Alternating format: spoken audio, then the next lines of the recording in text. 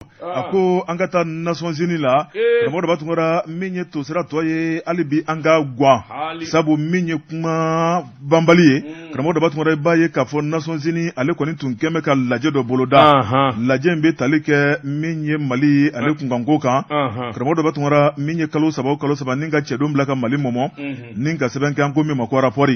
a ko rapport in kɔni a ŋunuŋunu a n'a ɲagaɲaga cayara sɛbɛnnikɛla ko Mali yɛrɛ ka lasigiden min bɛ Nations Unies na ye o de tɔgɔ Isa Kɔnfuru min ye Isa Kɔnfuru ye ale ye kumakan min ta ni k'u sɛgɛrɛ sɛbɛnnikɛla ale kɛmɛ k'o maana sɔgɔmaden na Isa Kɔnfuru a ye kuma minnu fɔ karamɔgɔ dɔ b'a tun kɛra i b'a dɔn k'a fɔ jamanakuntigi n'o ye colonel Asimi Goyita a ye kilisi k'a da Dr Shogɛli Kokala Mayiga a ye kilisi k'a da min ye colonel Ablaye Mayiga o fana kilisi k'a da min ye Isa Kɔnfuru ye tɔw y'a bila yɔrɔ min na ka taa bila Ablaye Diop la karamɔgɔ dɔ b'a tun kɛra i b'a ye k'a fɔ a farikan si tɛ wuli a kuma si tɛ cɛ min kɔni ye kuma gɛlɛn ni kuma duman fɔ ye malidenw ka hakilina ye fɛn mun ye a sigilen kuma dira ma kuma min na min ye Nations Unies cɛbaw ka kuma walawalalen jalaki ni k'o ta ka Mali sɛgɛrɛ a baara ta min ye adamadenya hakɛyaw tɔbɔtɔli ye i b'a ye k'a fɔ ko Mali tɛ k'o sariyaw bato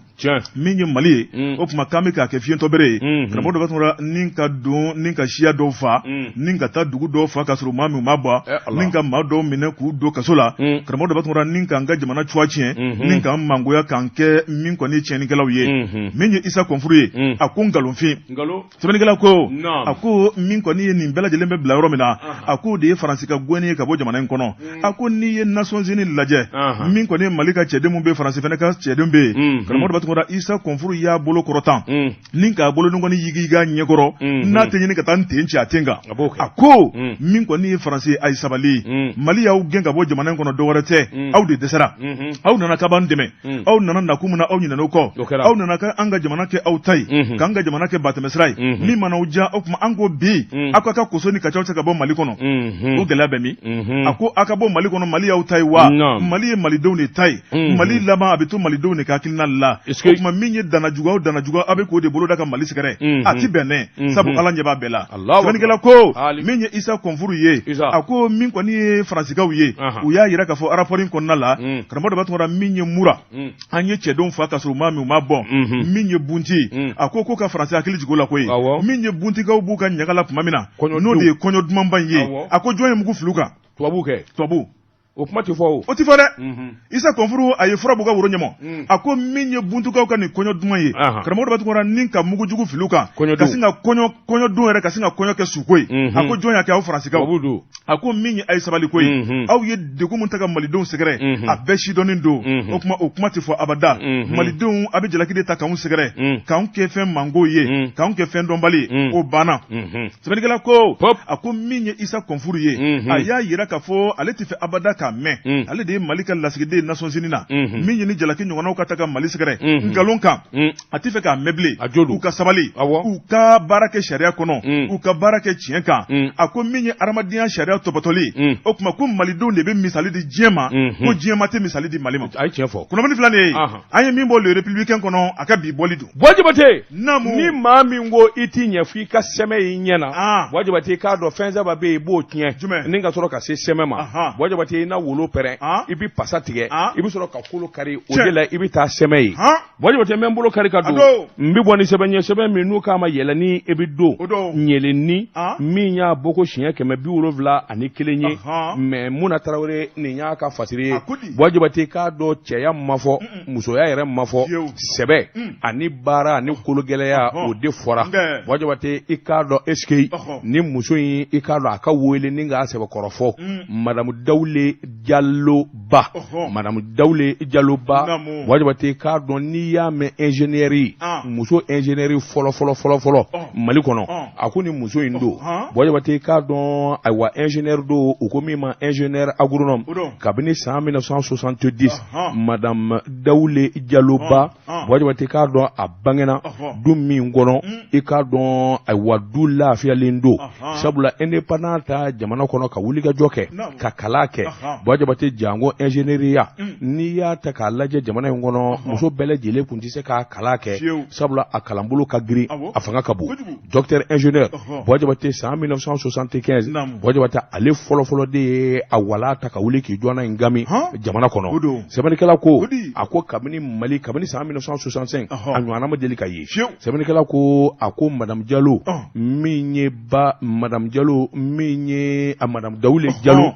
ba Bwajabate i k'a dɔn a ka wuli ka jɔ ni cɛsiri o kɛra ma ko sɛbɛba ye ka jamana in yɛrɛ lakodɔn diɲɛ jamanaba bɛɛ lajɛlen na sabula u ko min ma protection des végétaux sécurité alimentaire ka tɛmɛ musow yɛrɛ da bɛ se ka don i k'a dɔn yiriwa taabolo la Bwajabate yan'a k'a ka retraite ta a ye wuli ka jɔ ani cɛsiri min kɛ farafinna ani dɛsɛnna ni bunaku kan Bwajabate hali sini a tɔgɔ sɛbɛnnen bɛ tarikuw la Fonds des Nations Unies pour l'alimentation o kɔni dɛw de l'agriculture o ko min ma fa o Bwajabate ka wuli ka jɔ boloda Centrafrique san 1999-2001 ka na Cameroun san 2001 san 2007 a ye baara kɛ nin bɛɛ lajɛlen la Bwajabate i k'a dɔn ɲinini i k'a dɔn sumansi kuraw la ɲinini i k'a dɔn min ye baganiw ni ani i k'a dɔn wulikajɔ ni cɛsiri min ye balofɛnw ani dunfɛnw yɛrɛ bɛ jidi cogo min ni min kan ka kɛ sababu ye ka wulikajɔ boloda a ye nin bɛɛ kɛ san 1976 ka n'a bila san 1980 Bwajabate i k'a dɔn wulikajɔ minnu bolodara fɛ o nana kɛ sababu ye a ka wele o ko min ma comité inter-état lutte contre la sécheresse au Sahel o de ye sirisi o ɲɛmaya baaraw nana kalifa ma jamana kɔnɔntɔn o bɛɛ lajɛlen faralen don ɲɔgɔn kan a kelen de y'a ɲɛmaa ye Burkina Faso Cap Vert Gambie Guinée Bissau Mali Mauritanie Niger Sénégal ani Tchad Bwajabate k'a dɔn wulikajɔ nana boloda a laban na u ye wele bila ma directrice régionale du projet lutte intégrée contre les ennemis des cultures vivrières et coordonnatrice de l'unité de coordination technique en protection des végétaux kabini san 1980 kana san 1998 la Bwajabate k'a dɔn an ka nin maliden min ye madame Dawule Diallo ba Bwajabate a ka wulikajɔ ni jateminɛ a ma cɛsiri foyi kɛ n'i y'a ye pandɔlɔ ani bocɔn na Bwajabate k'a dɔn ale ka baara ma kɛ birokɔnɔ baara ye koyi ɛlɛn ne ka jigin kungokolo fandan bada kɔnɔ fɛn min ni fɛn bɛ se ka kɛ sababu ye ka balo ani sɛnɛfɛnw yiriwa Bwajabate a ka ɲinifɛn taara ka d'o kan sɛbɛnnikɛla ko a ko wulikajɔ bolo kan ale de kɛra sababu ye bulletin d'information protection des végétaux Bwajabate i k'a dɔn o ye fasiri ye k'o bila sen kan fɛn o fɛn n'o bɛ se ka kɛ sababu ye farafinna babolo in kan ka sɛnɛfɛnw ɲɛ walama k'o halaki a y'o ɲɛɲiniw kɛ k'o sɛbɛnkɔrɔ bɔ k'o bin Nations Unies Bwajabate i k'a dɔn fawo o ka bolofara i k'a dɔn n y'a f'i ye n k'a kɛra o ɲɛmaa ye Centrafrique ani Cameroun Bwajabate nin bɛɛ lajɛlen la min ye faso maliba ye i k'a dɔn Dawule Diallo ba a ma ɲinɛ o kɔ abada sabula a nana livre bɔ livre min ni bi kalandenw olu ka kalan bɛ s'a ma kosɛbɛ Bwajabate i k'a dɔn livre in yɛrɛ u laban nana livre in yɛlɛma i k'a dɔn bamanankan na wɔlɔfɔkan more ani awusa a bɛ kalan nin bɛɛ la wa nin jamana in fɛn o fɛn fɔlen filɛ a ye nafaba don olu de kun a ko n'i y'a ta k'a lajɛ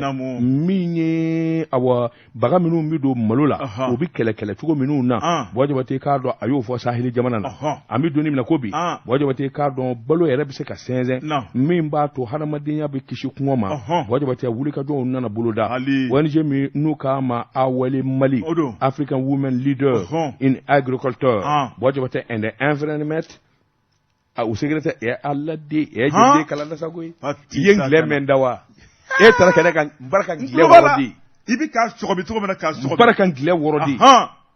Bwajabate a ko o k'i bɔ yen a ye dɛmɛ ta ka ɲɛsin ONG AGIR ma Bwajabate association fɛn o fɛn bɛ Mali kɔnɔ n'a bɛ sɛnɛ ani musow ka ɲɛtaa kofɔ a ka dɛmɛ taara ka nin bɛɛ lajɛlen sɛgɛrɛ Bwajabate i k'a dɔn muso ŋana don nka a bɛ joli minɛ ko bɛ a bɛ lafiya bɔ la sɛbɛnnikɛla ko ni muso fɔlɔfɔlɔ min kɛra ingénieur an ka jamana kɔnɔ Bwajabate k'a dɔn a kan ka maana ka dusu don min ye an ka bi musow ye ka dusu don ka hakili kura ta ka d'u ma cɛya ma fɔ musoya ma fɔ kala dɔnni ye ayiwa cɛsiri de a bɛ wuli ka jɔ a ko an bɛ don min na ko bi o n'a ta bɛɛ wajibati k'a dɔn denba ɲuman don wa jamana den ɲuman don sabula a bɛ jamana in fɛ cogo min na wajibati don kelen da kelen a ma deli k'i kɔ dɔn jamana in na fɛn o fɛn n'o kan ka kɛ naamu ye walima sɔrɔ fɛn ye a y'o ta k'o ɲɛsin a faso ma min ye Mali ye a ko an bɛ don min na ko bi ani minnu ye filan ye wajibati i k'a dɔn olu bɛɛ lajɛlen hakili b'a la wa hali bi denmisɛnw wajibati n'a tɔgɔ fara fan o fan a ka sɛbɛnfura a n'a ye baara minnu kɛ a bɛ f'u ɲɛna o ye misaliba ye Madame Dawule Jaloba wajibati i k'a dɔn a ka wuli ka jɔ ni cɛsiri kɛra sababu ye tanuni caman k'a sɔrɔ officier l'ordre national du Mali officier l'ordre national du Centrafrique wajibati médaille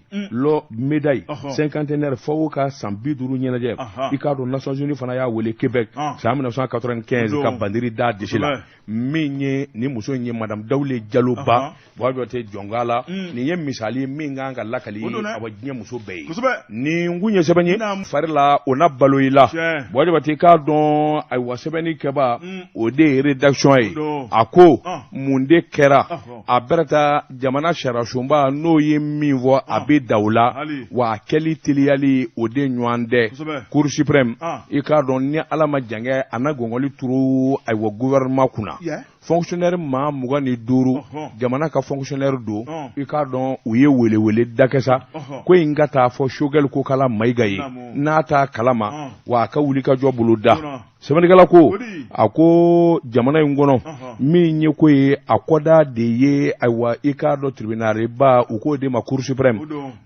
ye ŋaniyajira kɛ ka d'a kan maa dɔw bɛ yen olu kɔni ko k'u tɔɲɔna bin kɛr'u kan u taar'u ta da bɔgɔ jɛnnen kan Cour suprême i k'a dɔn ale ye kiiri kɛ kiiri bannen o yɔrɔ bɛɛ kiiri sɛbɛn bɛɛ lajɛlen taara ka taa secrétariat du gouvernement na wajibati hali bi n'a ka bi a bɛ waati jan bɔ ni fonctionnaire maa 25 jamana ka baarakɛlaw do wajibati i k'a dɔn dama d'u ka ko la décision numéro 366 juin kalo tile 13 19 section administrative Cour suprême Mali kɔnɔ yan a ye yamaruya di kɛ ni ka wajibiya ministre so min n'ale bɛ n'u k'a ma ministère du travail et de la fonction publique i k'a dɔn fiɲɛ min kɛra keleku min donna administration ka bolo kan ka ɲɛsin fonctionnaire maa 25 ma a san 5 ye nin ye wajibati dossier in a bɛ secrétariat général du gouvernement na a bloqué don mun na wajibati k'a dɔn date don a kuma na ka da dalu jumɛn in na maa minnu dar'u ka ɲinifɛn kɛ munna hali bi n'a ka bi wajibati k'a dɔn sariya ma bato ayiwa ni k'u wele k'u bila u ka hakɛ kɔnɔ sɛbɛnnikɛla ko nin ko in kɔni man kan i k'a dɔn a mankan dan dɛ maa 25 kɔni kɔrɔ sabula a fɔra u ka bila u ka minɛn kɔnɔ wajibati k'a dɔn u de sumayalen don u yɛrɛ wele dakɛ ka Cour suprême hakili jigin sariyatigiw ayiwa aw de tun ye kiiri kɛ a ko nin ka kɛ wa hali bi n'a ka bi anw m'an jogo la koyi wajibati k'a dɔn labanna fana premier ministre Dr Choguel ko kala Mayiga wajibati i k'a dɔn ko fana a bɔ kunnafoni da tulo kan fonctionnaire maa 25 wajibati u sigilen bɛ ni ka min kɔnɔ o de ye ayiwa sariya ye hakɛ min fɔ k'u n'o ka kan o tɛmɛnen kɔfɛ catégorie u kun bɛ fitinin min na u kan ka yɛlɛ ka taa o sanfɛla la o fana kɛbaliya o n'a makan mana ɲɛtaa bɛɛ lajɛlen bi ɲɔgɔn fɛ n'o tɛ décision numéro 368 juin kalo tile 13 san 2019 wajibati k'a dɔn section administrative Cour suprême ale de ye kiiri kɛ ka kiiri dajaw la sɛbɛnnikɛla ko a ko gɛlɛya in a bɛɛ i k'a dɔn ni contentieux min ye Abdrahamani Seydou o n'a jɔɲɔgɔnw u ka dɛmɛba n'o ye u ka surundonba o de ye maître Mamadou Samake wajibati k'a dɔn u kɔni ye sɛbɛnfura in bɛɛ lajɛlen ladon fonction publique ministre sabula a b'u n'o de cɛ a ko kuma min ye saratigiw kɔni y'a yamaruya fɛn bɛɛ lajɛlen ka kɛ joona min ye jamana in kɔni maanifi kamana bi guwa kiiri bi tigɛ Cour suprême na wajibati i k'a dɔn kiiri tigɛra ani a ko kɛra u tɛ kelen koyi ninnu bi san 5 bɔɲanko bɔ hali bi n'a ka bi kiiritigɛlaw y'u ka jaabi bɔ k'a bi wajibati hali bi n'a ka bi o ma se ka kɛ sɛbɛnnikɛla ko o ye gɛlɛyaba de ye arrêt numéro 116 mars kalo tile 11 san 2021 numéro 244 avril kalo tile 20 san 2021 numéro 771 min ye desokole kile konodo o sangile wajabate ni bela jile kara hakili jiginye nenga nyeshu gouvernement ma min ni min wole do ani min ni min gera o kuma wuli ka joka buluda sebele kala ko ni ye hakili na bela jile takatu danywanga bi wajabate bay ka fo ko ngelera yentem yere o min ye foroba chakela o ka tombay wajabate o tina dole do ko ina kosobe sabula ko meni nege bommango o kuma wajabate shara soso min no keledu kanyeshe ni barakelaw ma gouvernement ka wuli ka joke ni ngunya zebanye anye min zalo ka bo reflet d'Afrique kono akabi bolila karamɔgɔ ne bɛ tigɛ don joona la nouvelle république jamana kura maa min ye sɛbɛnni kɛ a tɔgɔ de ko Ali Keita karamɔgɔ dama tɔgɔra a ko min ye Mali kiritigɛlaw ka bonnakun a ko ye mandi bi sɛbɛnnikɛla ko a ko n'i ye jamana yɛrɛ lajɛ kiritigɛlaw jɔyɔrɔ ka bɔ jamana ɲɛnamali la karamɔgɔ dama tɔgɔra olu de bɛ maaw fara ka bɔ ɲɔgɔn na olu de ye sariya baarakɛbaw ye a ko min ye an ka jamana kɔnɔna ye bi karamɔgɔ dama tɔgɔra ko mun ne gɛlɛya don bɛ Mali kiritigɛlaw ni ɲɔgɔn cɛ mun b'u cɛ min ye darakɔrɔbɔli nɛni min ye ɲɔgɔn lafu karamɔgɔ daba tɔgɔra ka ɲɔgɔn buruja a ko ni ji ye jifilen sara karamɔgɔ daba tɔgɔra a min b'a kamana bɛ guan i bɛ jifilen fili i b'a fili dɛ sɛbɛnnikɛla ko maa minnu ka kan ka jamanadenw hakili sigi ni k'an fara ka bɔ ɲɔgɔn na tiɲɛtigi ka tiɲɛ ka d'a ma nkalontigi ka bila ka minɛn kɔnɔ karamɔgɔ daba tɔgɔra n'olu yɛrɛ kɛra gɔngɔrɔ tabaw ye ni ka ɲɔgɔn bon n'olu kɛra bere tabaw ni ka ɲɔgɔn gosi karamɔgɔ daba tɔgɔra kan bɛ tami a cɛ ka jugu sɛbɛnnikɛla ko a ko ni maa min ye jateminɛkɛ ni waati labanw na karamɔgɔ daba tɔgɔra jabaraniso ka taa bila réseaux sociaux la a ko Mali kiritigɛlaw ka kuma a b'a bɛɛ lajɛlen sanfɛ a ko min kɔni ye dɔ bɛ bɔ bi o bɛ dɔ kɛrɛmatigɛ o bɛ bɔ bi o b'a ka tiɲɛ fɔ karamɔgɔ daba tɔgɔra o suma k'o dugumajɛ dɔ wɛrɛ bɛ bɔ ni k'o ka kuma nkalontigiya a ko nin bɛɛ lajɛlen bɛ ka kɛ jamana kelen de kɔnɔ a baara ta fɛn min man ka ye ɲɛ na karamɔgɔ daba tɔgɔra a bɛɛ bɛ ye a bɛɛ bɛ mɛn faso Maliba kɔnɔ sɛbɛnnikɛla ko a ko Mali kiritigɛlaw ka ɲɛmaaba n'o ye ministre de la justice karamɔgɔ daba tɔgɔra i b'a ye k'a fɔ de ye Mamudu Kasoge a ko Mamudu Kasoge karamɔgɔ daba tɔgɔra ko n'a sigilen bɛ a ka wuli ka jɔ a ko nin bɛ se ka k'ale yɛrɛ tile la cogo di sabu maa min don a tɔgɔ ye kɔw tigɛ ka baw tigɛ n'a ka cɛ dumanya ye sɛbɛnnikɛla ko min kɔni baara bɛɛ lajɛlen ɲɛmaya talen ka d'o ma o de nana kɛ min ye lafuli ye buruja karamɔgɔ daba tɔgɔra ni ka ɲɔgɔn na gosi fo ka don min ye ɲɔgɔn ka vie privée la a ko Mali kiritigɛlaw de bɛ ka nin kɛ bi dɛ min ye maa wɛrɛ n'o ye nin o na wele ko outrage à la magistrature nka min ye kiritigɛlaw yɛrɛ dama ɲɔgɔn cɛ ye o na wele cogo di sɛbɛnnikɛla ko a ko n'i ye kow taabolo lajɛ karamɔgɔ daba tɔgɔra min ye cour suprême ye ale bɛ jaabi dɔw bɔ ka bin dɔ b'o tigɛrɔma dɔ b'o kɛrɛmatigɛ min kɔni dɔ b'i baw ma min ye inspection à la justice ye karamɔgɔ daba tɔgɔra o fana bɛ jaabi dɔ bɔ ka bin dɔ b'i baw ma dɔ b'o kɛrɛmatigɛ dɔ b'i ka hakilinaw fɔ a ko an bɛ taa min sɛbɛnnikɛla ko karamɔgɔ daba tɔgɔra n'i ye nin waati labanw lajɛ kuma min bɛ réseaux sociaux kan u man di nin bɛ maa lamaloya nin bɛ jamana la gosi a ko an na to nin cogoya la wa a ko min ye jamana ministre ye karamɔgɔ daba tɔgɔra k'a ka ko bɛɛ lajɛlen kɛ min ye syndicat bolofara minnu bɛ k'u fara ɲɔgɔn kan Mali magistrat karamɔgɔ daba tɔgɔra k'u fara ɲɔgɔn kan min ye tigɛ wɔrɔ ɲɔgɔn ko fara ka ca mun de bɛ ka na ne nin fɔ ɲɔgɔn kɔ jamana kɔnɔ dɛ tiɲɛfɔbaliya don wa walima ka dɔ kusa ni dɔ ye o de don wa walima mun de bɛ ka na ne nin ye o tuma n'a dɔnna k'a fɔ bana ye min ye u k'a fura ɲini ɲɔgɔn fɛ a ko n'o de ma kɛ karamɔgɔ daba tɔgɔra ko hali bi ka di ko ye n'an dun tora nin tintin dɔnɔ na maa ti ko cogo dɔn sini ma bɛna kɛ cogo di a ko Mali kiritigɛlaw mana wuli ɲɔgɔn kama jamana kelen kɔnɔ o tuma ko ye jamana ka ko bɛɛ lajɛlen bannen a ko Ala m'an kisi la a ko min kɔni ye Mali kiritigɛlaw ye karamɔgɔ daba tɔgɔra dɔ b'a fɔ a finen don dɔ b'a fɔ a jɛlen don dɔ b'a fɔ a kɛcogo man ɲa dɔ b'a fɔ a kɛcogo ka ɲi a ko nin tɛ sariya kelen kumakan ye dɛ a ko sariya bɛ taa maa min ka fanfɛla la karamɔgɔ daba tɔgɔra o tuma a na kɛ n'o b'a fɔ ka ja yɛrɛ la a ko n'i y'a lajɛ min ye denmisɛn dɔw ye olu kɔni bɛ ka cɛkɔrɔbaw kɛrɛmɔtigɛ o tuma k'olu dɛsɛra cɛkɔrɔbaw fana ko baara dɔnniya tɛ kiritigɛla denmisɛnw la o tuma k'u kana u ka leçon kura k'u kun a ko kɛra kɛrɛmɔtigɛli ye fo k'a dama tɛmɛ a ko jamanadenw an yɛrɛ sigilen bɛ k'u lajɛ an bɛ taa min an t'a dɔn sa min ta ye tiɲɛ min ta ye nkalon ye o tuma ko sabali o de ɲɔgɔn tɛ.